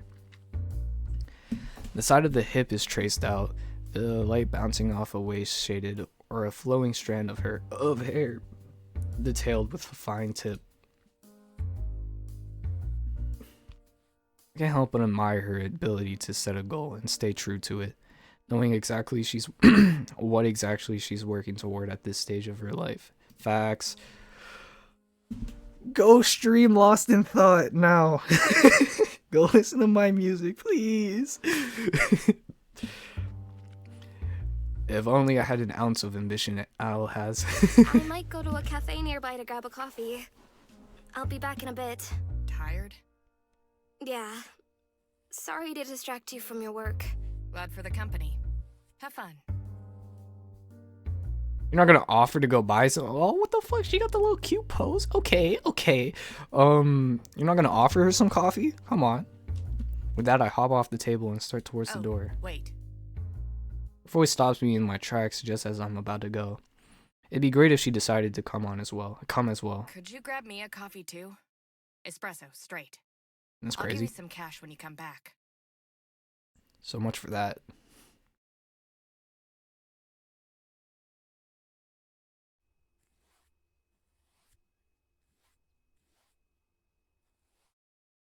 The cafeteria hums away as students talk amongst themselves, the room having mostly filled up by now.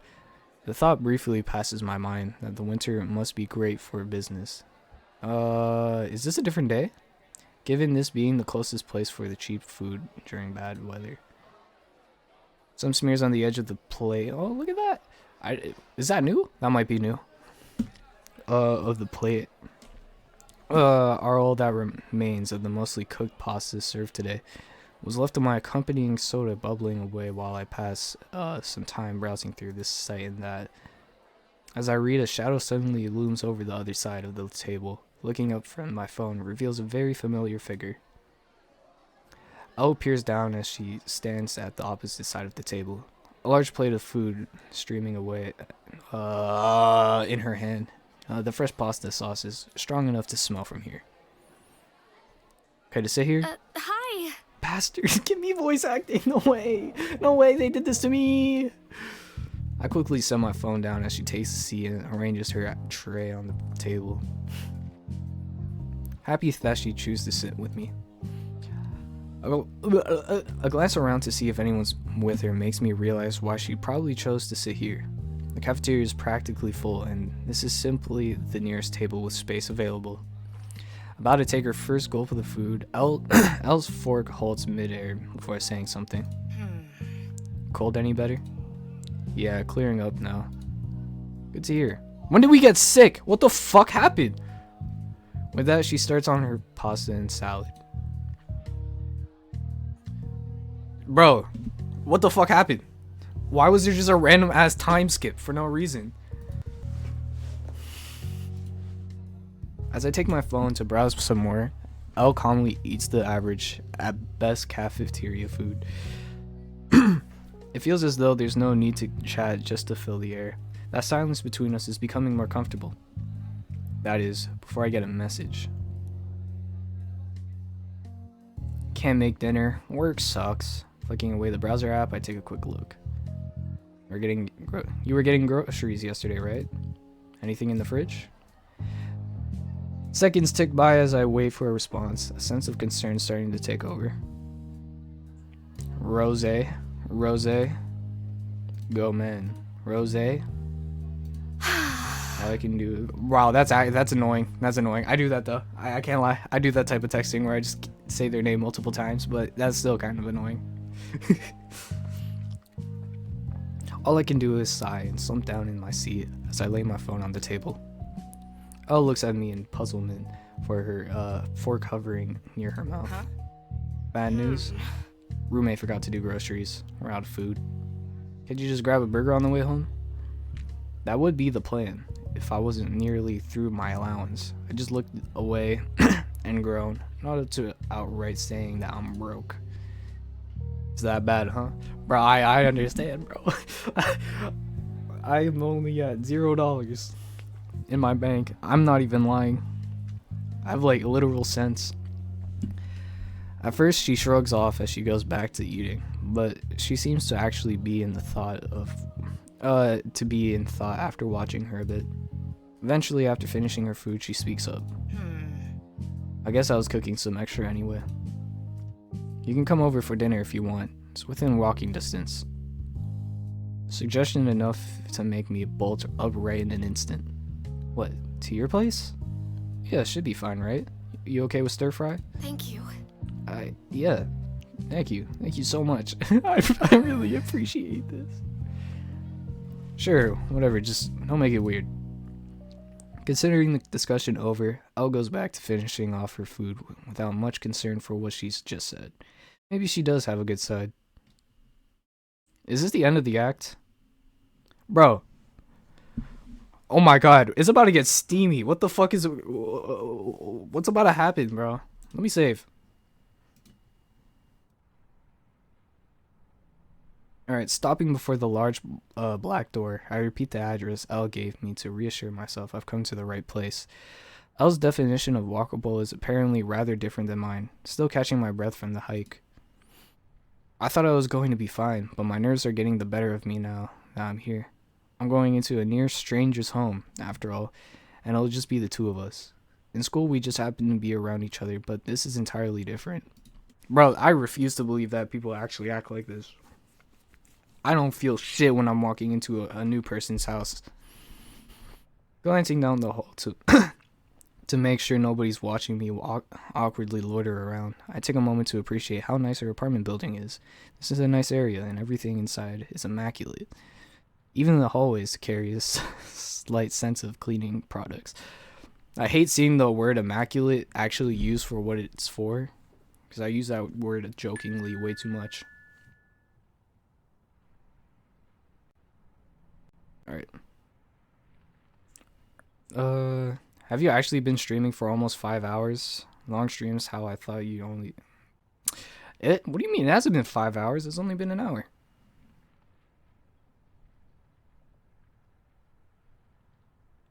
Well, it's been 2 hours, but still. Out of excuses to stall any longer, I take a breath and gingerly press the doorbell. It's a muffled chime ringing from behind the door. I run my hands through my hair one more time to make sure I look presentable as footsteps come to the door. The plain wooden door swings open, answered by, not Eileen. Fuck! Ah! Damn it! It's fine. It's fine. Hey. Oh, what's going on? Before I ask if I got the right apartment, he turns around. Allison's here. Alice jerks his head around for me to follow. I obediently do so, still confused to get a word out. Elle didn't mention he would be here. I didn't know how to feel about it. Maybe I should be relieved it's not just the two of us. Maybe you shouldn't. That's a fire painting back here. Isn't that what she was painting? That... whatever. What is this apartment? I refuse to believe this is a college student. Don't piss me off. Don't piss me off. This is not a college student. No, it's not. Never mind, on my phone it says 148. You silly goose. Look at this guy. This is not a college person's house. This is pissing me off just looking at it. Like, I know people who go to Ottawa U and their house looks nothing like this. Barely noticing the thud of the door closing behind me, I take a quick glance around her apartment as I place my coat on the counter. The first striking thing is how clean it is, with everything put neatly in its place. Then again, aside from a few paintings on the wall that are possibly her own, there's not much clutter around to clean up. The television, quite a decent size for students. This whole house is a decent size! Sits on a cable news channel, riveting as the economic situation report is. It's a barely audible over the clacking rice cooker coming from the kitchen. There is no rice cooker there. There is, never mind, I'm blind. As Wallace and I stride in, Elle comes to her feet after having been on the couch. She lazily covers up a deep yawn with her hands, and as she does. Hi. Ohio. So you managed to find the place. Welcome to my home, I guess. I'd introduce you to this guy, but as well, but it seems you two already know each other. Wallace and I exchanged a brief glance. Just had coffee together once. While I did find his size intimidating at first, he seems a bit of a gentle giant. You already said this. Now that I'm around him more. Looks like this isn't going to be dinner for just me and Elle though. Taking one glance about, the inside of her place is just as nice as the outside. From the meticulous cleanliness in the trendy furniture to the trendy furniture, her home looks more suited to a design magazine than a student's living area. Apartment's really nice. Thanks. I try to keep things really nice, especially when visitors are over. Elle glares daggers at Wallace, but he doesn't pay any heed. The two seem to have a good handle on each other. You.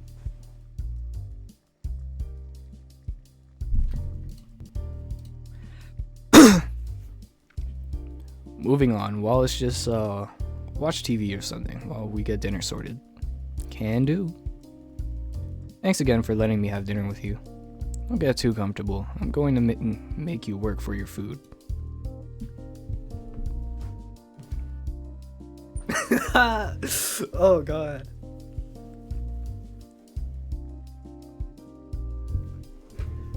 I'm not gonna say anything. Elle motions for me to come over with her, but the gesture was unnecessary given her commanding tone. Wallace gives a dreary glance as he follows his orders, and I quickly do the same. I end up standing before a well-used wooden cutting board, taking the large knife Elle offers before sizing up the variety of vegetables awaiting its blade. Ew, fuck mushrooms. Ew, who the fuck puts mushrooms in stir fry? I don't think she's noticed my hesitation as she opens the rice cooker and gives the contents of a stir.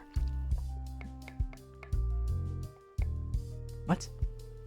You stir your rice? In the rice cooker? What?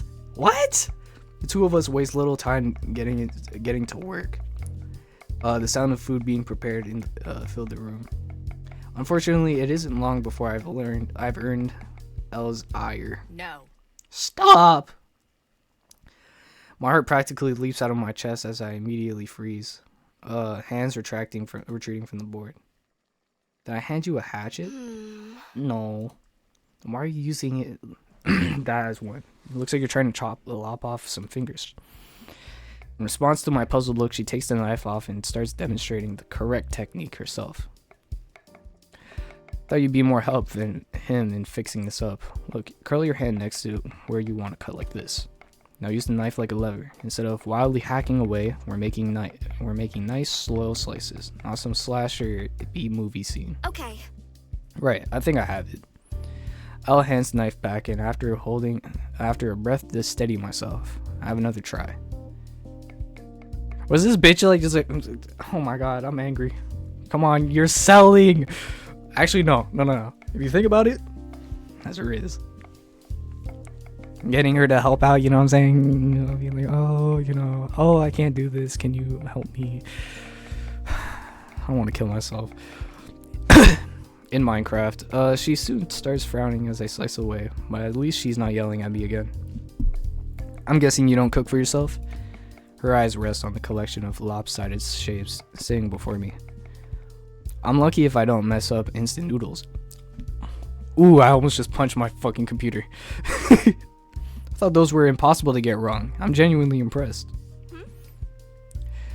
You do all your own cooking?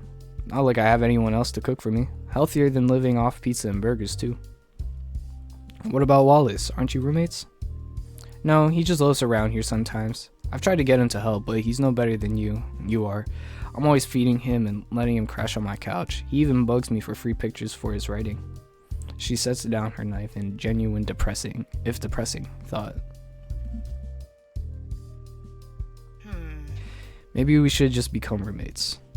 I think I'm starting to get a handle on their relationship now. As a strange pair as they might seem, the stern and uncompromising Elle and the gentle giant Wallace seem like they're capable of yep. I'm surprised you're not. I thought you might be together. Nope, just friends. So much for that. She waves away the idea so easily that it must have come up before. In fact, back at the cafe, Wallace seemed to quickly clarify that too. Is he Wallace voices pipes up from behind us. You know, it's not often Eileen invites someone else over for dinner. I don't invite anyone over for dinner. You just show up most of the time. What the fuck was that audio shit? Including now, actually. Objection. Fuck. I've had to put up with him like this since high school. I guess no one else would. Objection. I'm the one who puts up with you. I'm the one currently holding a knife. Objection withdrawn. With that, he goes back to quietly watching television. Starting to get how Al deals with others in general. Now, she simply has no filter when it comes to stating what she believes to be true. That can be a problem just as much as shyness, though. Thinking back to it, to when we met, the only reason I didn't write the episode with her off is Caprice and Wallace nudging me afterwards. But here she is, looking after her friend and providing me with a meal. Pardon. Fuck, pardon. It took a while, but I'm glad I met her in the end. Perhaps that's why it's a little worrisome that she lives alone like this. You normally do this without anyone to help? You don't need to say that like it's a bad thing. There's all sorts in the world. Some are better with people than others. Living alone suits me, and I can afford it.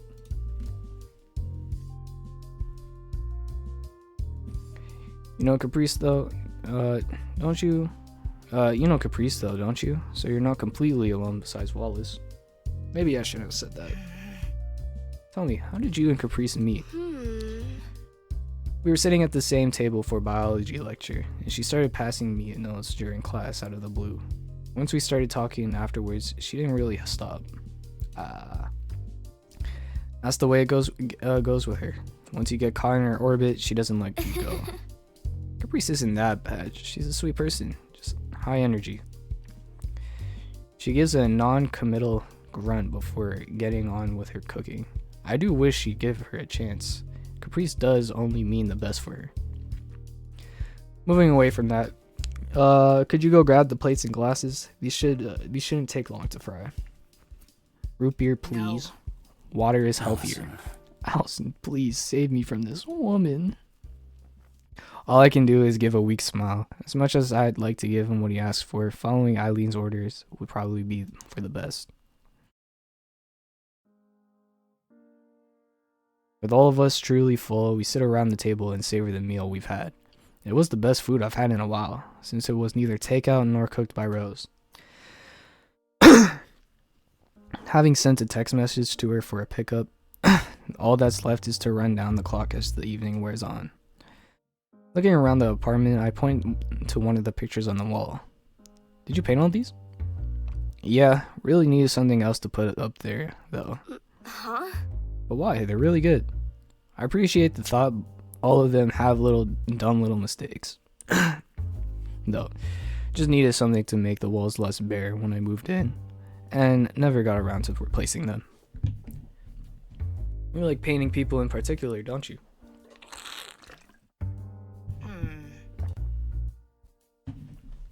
Just portraits and figures. Modern art, all well and good, but I started with the figure drawing and ended up attached to it. Bodies are fascinating when you think about them. Really think about them. That is. I've spent days just sitting there sketching, trying to work out how the muscles fit together, how lighting interacts with skin and all that. The way she rattles off her thoughts with such feeling gives away how much she cares about the subject. I can't say I take it quite as seriously as she does, but I can see where she's coming from. Interested in this stuff, Allison? Me? I just drew a little in high school, passing the time, that kind of thing.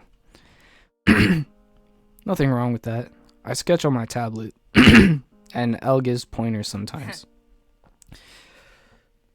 Maybe I should throw you to the wolves and tell Caprice you like doing art as well. You wouldn't. I'm thinking about it. Can't help but giggle at the two of them. At the two of them. Yet even as they do, there's a small pang of envy there. I can emphasize with Elle keeping her group of friends small, but I do wish I were closer to her, in more ways than one. Wink, wink, wink, wink, wink. She's one I wish I could be. The familiar sound of a motorbike's horn can be faintly heard from outside. bringing an end to both my thoughts and this little outing. Now for you, what if that wasn't a motorbike honk? You know, what if that was just some other random person? This is convenient, bro. Giving a nod, I get up from my chair and collect my coat from Elle's helpful hand, quickly throwing it over myself. Thanks for tonight. It was nice. Not wanting to keep Rose waiting, I wave Wallace goodbye as I take my leave, with Elle coming along to see me out at the door. Got everything with you? Quickly pat around my pockets to make sure. Phone, purse, keys, big dick, they all seem to be there. Oh, good. I'll see you then. If you want I'll to see come you around then. again, Oh. feel free. Thank God. If I'm not too much trouble, that'd be nice. I do a poor job at hiding my happiness at the offer.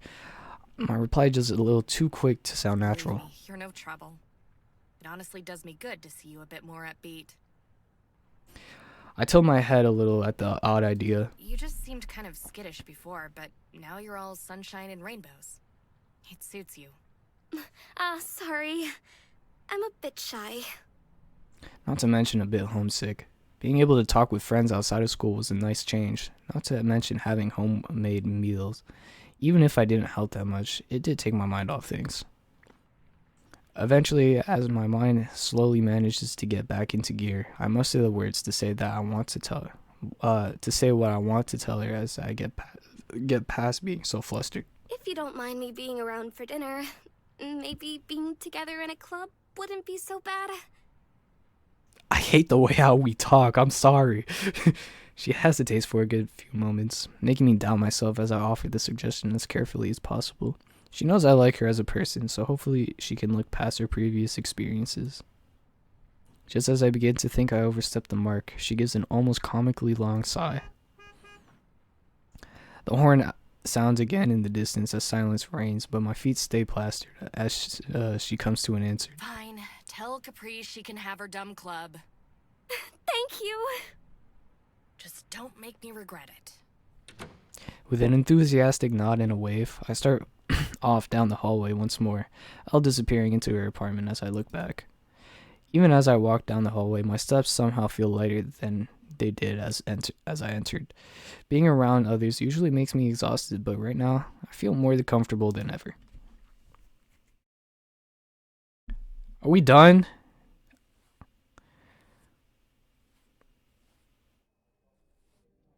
Okay, I'm stopping here.